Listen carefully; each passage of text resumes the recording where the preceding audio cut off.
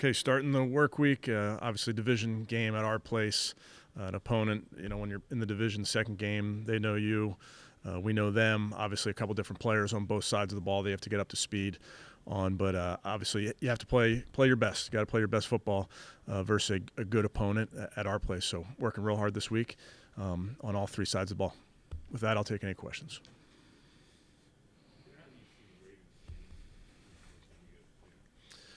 Well, I'd say, some new faces in there. Get some guys that were injured, didn't play in our first game, and now are back. Moving, had the trade there, a couple trades there on defense, so moving some pieces around to different spots. So just evolving, I would say.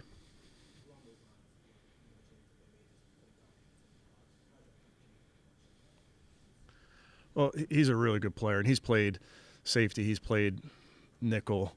He's played their dime linebacker, so he's really a player that has always had that versatility. Daniel can show up anywhere. They can blitz him. He can play the deep half. He can cover tight end. So that there's really a lot of versatility to what he does.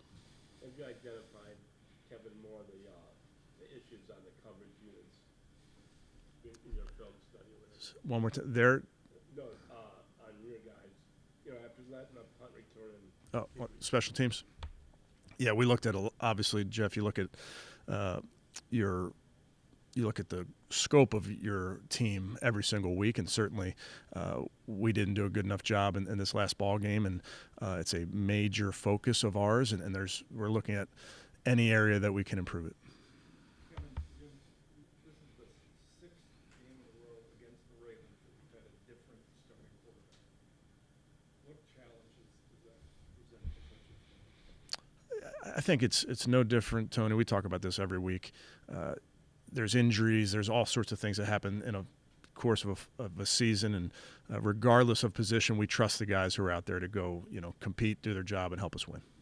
When you talk about ups and downs of course quarterbacks, particularly Dylan, what are some of the things you like about his development, and where are some of the areas you guys are getting focused?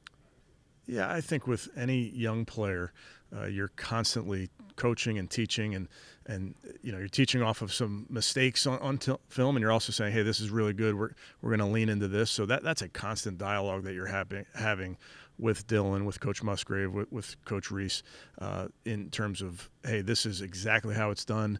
This is where the read is. I think so often what happens in football is you prepare quarterbacks and you give them looks, and you can't give a quarterback every single look in the course of a given week. Now, with turns and with reps and with experience, quarterbacks obviously can lean on those. So with a young quarterback, in this case with Dylan, you just constantly have to give him as many looks and talk through coverages as much as you can, and when it's there, trusting the reads and delivering the football. So I think there's some really good things that continue to go on, and then we just as an offense obviously have to do our job all around that position to have success as an offense. How much do you balance what is on the quarterback and what is on offensive line, wide receiver, whoever else is on? I think any offense, any defense, any special teams, you need all 11 on the same page doing their job, and that's the coach's job. It's the player's job. It's all of us. So any success you're having as a unit is cohesion amongst all those guys. Mm-hmm.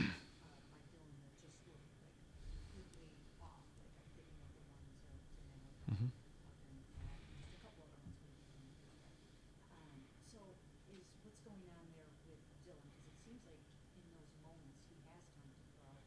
Is it his mechanics or what's going on there? I would just caution Mary Kay to any quarterback, young and old, you're going to miss throws. It's an occupational hazard that you're likely not going to go 100% in completion percentage. It's a occupational hazard that a corner is going to get beat deep every once in a while. So you're not going to make every throw. Now, having said that, you coach every throw, and you say, hey, this could be, use your technique here, or trust what you're seeing here, all those things. And that's true of young and old quarterbacks.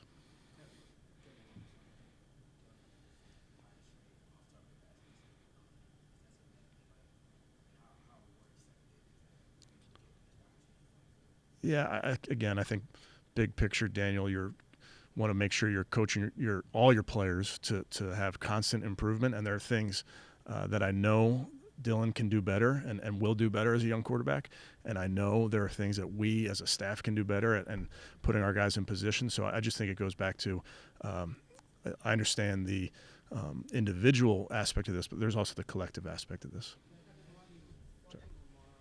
Coming back from his hamstring injury these last couple of games, how has he looked since he was Yeah, looks like himself. Obviously, the offense is a huge challenge with him in there. Just his ability as a passer, the ability that his running element adds to their offense. They have playmakers throughout the roster. as you evaluate young players, especially young quarterbacks, Mm-hmm. you guys maybe all have a perspective on whether it's you and your scouts or whatever in terms of evaluating what you're doing, how they're progressing. Is there like a baseline timeline that you guys kind of feel like you get a good read on who somebody is or what they're becoming or how they're developing? Yeah, I can't speak to a baseline like that. I would say with all of our young players and having now been around them since back in April, I'm seeing great strides from our guys both in the building, on the field, and it's not perfect. It's not we're not. You can seek perfection, you're not going to get it. But with any of our young players, I'm really, really excited about how they're working their craft, which is such a big piece of this. And I think you're seeing improvement over the course of time. But I don't think you're going to see perfect from any position. I guess you would have announced if Watson Mm-hmm. would you say with 8 games left, it's a goal of the organization to see him back on the field? Yeah, I don't have an update there, Tony. When you watched the film, what were some of the things that you liked about the Tommy Rees called game? Some of the things that you guys think you can build on moving forward? Yeah, I thought Tommy, and I would credit Tommy and the entire offensive staff, Mary Kay, I thought they did a really nice job in the game, both leading up to the game and then in game, and some of the conversations that they had and some of the adjustments throughout the game that you're making, whether personnel or scheme or otherwise. Again, you guys will talk to Tommy. And I know this too, there's always calls you want back and that type of thing, but I thought he did a real nice job along with the staff in operating. Kind of along those lines, Jerry got involved earlier in the season, obviously especially with the season. For him, how important was that? How much do you think they have to build on that? Well, like we talked about a couple of weeks ago, I mean, Jerry's our best wide receiver. He's one of our best players on offense.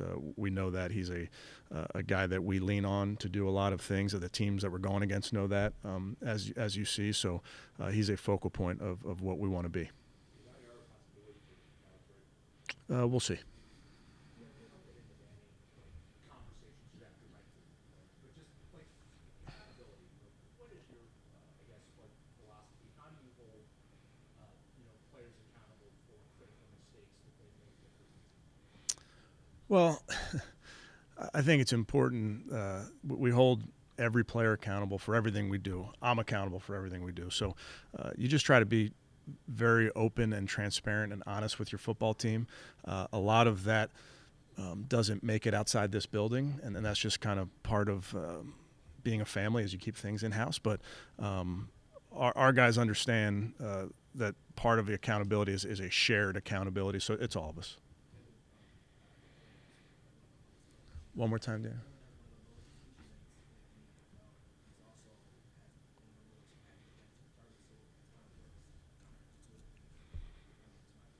Mm-hmm.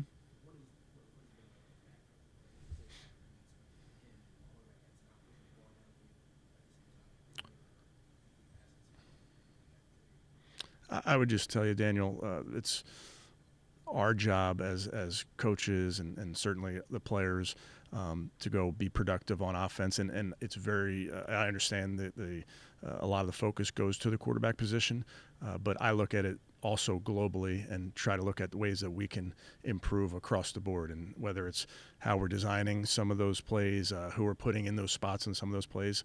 I think that's as big a part of it as well.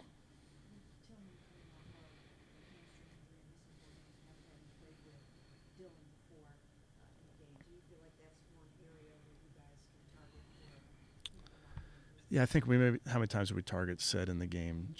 4. I think we trust Sed. He's in positions where we can start with him in the progression, move to him in the progression. We trust him to get open. We trust him to catch a football. I thought he caught a really, a good ball over the middle in a contested moment. So he's definitely a big part of our offense. I think he continues to be a guy that we lean on in a bunch of variety of jobs, if you will, but a very trustworthy player in the pass game as well. So the last couple games, Dylan Sampson has gotten far more snaps than Ford. So I'm wondering why. We like both players. I think it's when you get into these games, Tony, you're looking for guys in different roles. Jerome's a guy we trust, has played really well for us in some third down situations. Dylan's a young player that has made plays for us with the ball in his hands. I think we can be better around Dylan Sampson at times. I don't know that we did a great job on a couple of his runs I'm thinking of, particularly in the last game. But we like all these guys, Tony. I think it's just a matter of what roles each guy is playing on a given Sunday.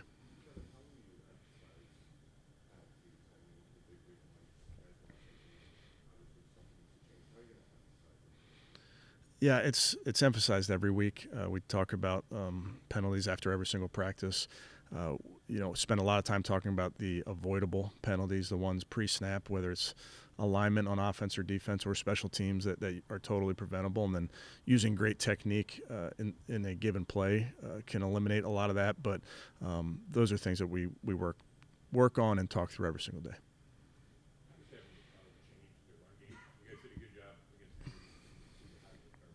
Yeah, he's a huge piece of the puzzle for them. He's versatile in the things that he can do, but as we've seen going against him over the years, he's a big physical football player, and having him back does change some of the things that they're doing.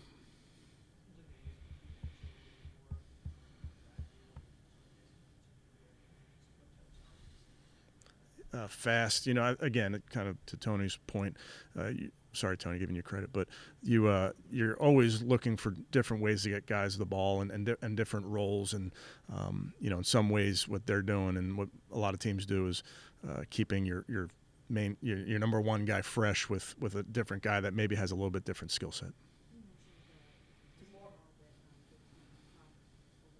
you feel like that's an area where you guys can target that for a lot of improvement? It seems like maybe your receivers aren't getting enough of those tests. Yeah, I don't know what the numbers would suggest, Mary Kay, but obviously you're trying to get guys open so they're not contested. But when they are, the quarterbacks have a ton of trust in our guys to go up and get those footballs. I think about said drawing that drawing the DPI in the second drive of the game there, which was a huge penalty to get the drive going. So you're going to give your guys opportunities.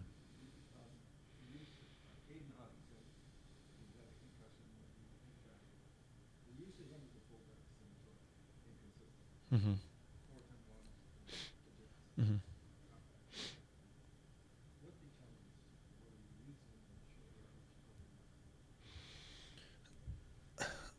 I would say he's certainly a valuable part of our football team, Tony, both as a defensive player, a special teams player, and an offensive player.